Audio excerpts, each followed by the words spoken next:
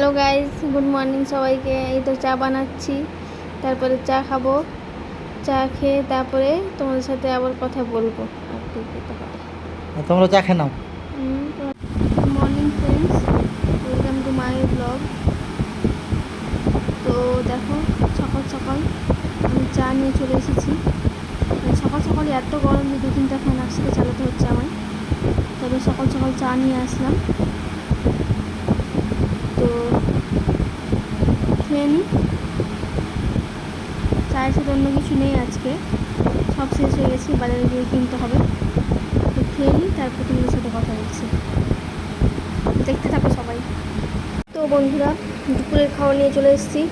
দুপুরের খাওয়ারে আছে ভাত, কলাইয়ের ডাল, পটল আর পাট শাকের ভাজা আর অল্প একটুখানি আচার।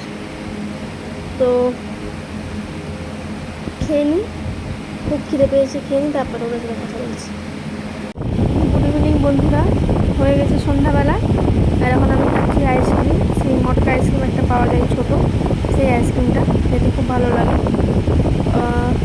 বাইরে তো যাইনি, আমার বরকে বলে এনে দিচ্ছে, তাই ও এনে দিয়েছে। তো আমি তো আনন্দ করে খেয়ে নিই, তারপরে কথা বলছি। আর দেখো গাইস, সন্ধ্যাবেলা খাচ্ছি হচ্ছে পকোড়া। তো গাইস, আমি আজকে ভিডিওটা এই পর্যন্ত রাখছি। তোমাদের পছন্দ হলে সবাই লাইক করো, শেয়ার করো, কমেন্ট করো, সাবস্ক্রাইব করো। আর আমাকে জানাও কোথায় কী আমার উন্নতি করতে হবে, আমি সেই মতোই করবো। আমি ততক্ষণে পকোড়া খাই, তোমরা ব্লগ এনজয় করো। Thank you.